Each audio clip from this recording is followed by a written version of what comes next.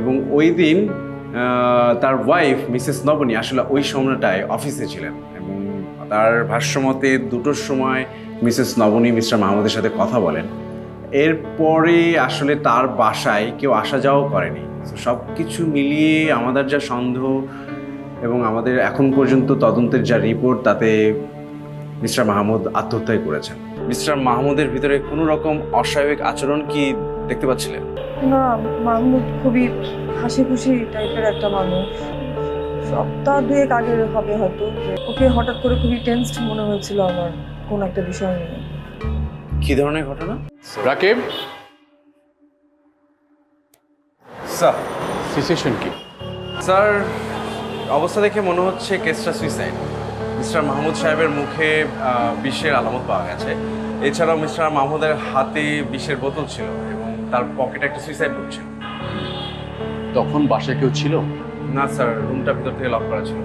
আচ্ছা, ওই সুইসাইড নোটের হ্যান্ডরাইটিংটা কি আইডেন্টিফাই করেছেন? ইয়েস স্যার, আইডেন্টিফাই করা হয়েছে। মিসেস নবনী সেটা আইডেন্টিফাই করেছে, মানে ভিক্টিমের স্ত্রী। এছাড়াও স্যার, আমি তার পকেটে যে সুইসাইড নোটটা পেয়েছি, সেই নোটের লেখা এবং তার আগের লেখাকে আমি ক্রস চেক করেছি, সেখানেও মিল পাওয়া গেছে। আত্মহত্যাটা কেন? স্যার, সেইটার সঠিক কারণ সুইসাইড নোটে লেখা নাই, তবে তিনি যা লিখেছিলেন সেখানে লেখা আছে যা কারোর সাথে শেয়ার করা যায় না, আবার যা মনে রাখলে বেঁচে থাকা যায় না, এরকম কিছু একটা। ভেতর থেকে গেট লক করা ছিল। আচ্ছা, ওই বিষের বোতলটাকে ফরেন্সিকে পাঠিয়েছেন?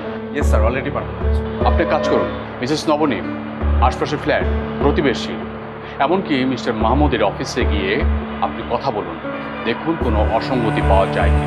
স্যার, আমি ফরেন্সিক রিপোর্ট আর পোস্টমর্টম রিপোর্টের জন্য অপেক্ষা করছি। সেগুলো এলেই আমি ইনভেস্টিগেশন শুরু করব।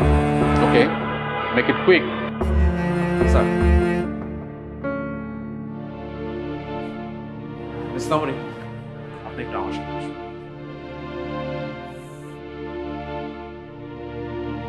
Please, sir.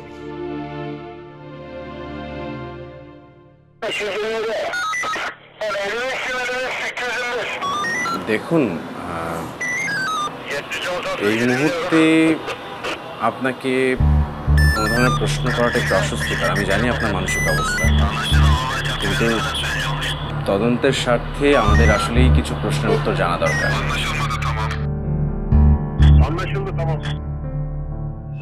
কিছু যদি মনে না করেন, আপনি কি একটু বলবেন যে আপনাদের ম্যারেজ লাইফ কেমন চলছিল, মানে আপনাদের শেষ দিকে আপনাদের সম্পর্কের অবস্থাটা কেমন ছিল?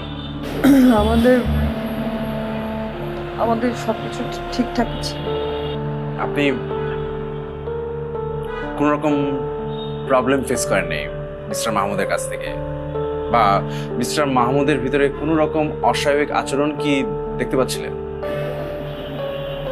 না, মাহমুদ খুবই হাসি খুশি টাইপের একটা মানুষ, কিন্তু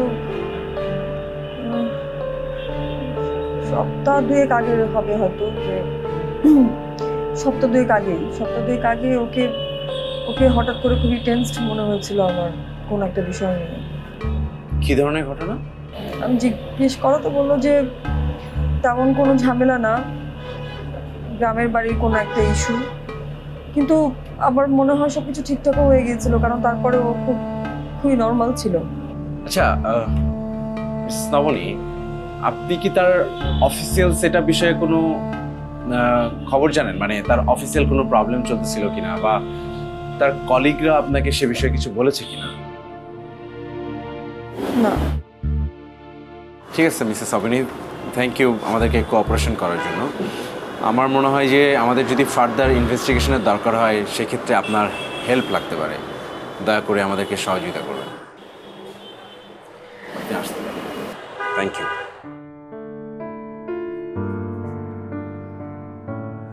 আপনি যেতে পারবেন?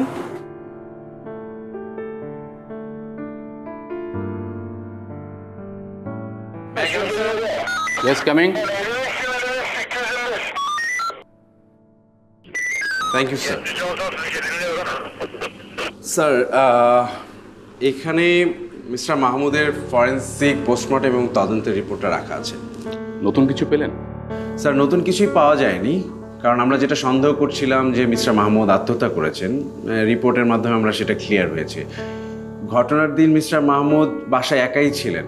2:30 থেকে 3:30-এর মধ্যে তিনি আত্মহত্যা করেন এবং ওই দিন তার ওয়াইফ মিসেস নবনী আসলে ওই সময়টায় অফিসে ছিলেন এবং তার ভাষ্যমতে 2টোর সময় মিসেস নবনী মিস্টার মাহমুদের সাথে কথা বলেন।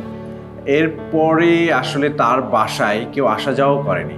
সব কিছু মিলিয়ে আমাদের যা সন্দেহ এবং আমাদের এখন পর্যন্ত তদন্তের যা রিপোর্ট, তাতে মিস্টার মাহমুদ আত্মহত্যাই করেছেন। বোতলের ফরেনসিক? সেখানেও মিস্টার মাহমুদের হাতের ছাপ পাওয়া গেছে স্যার।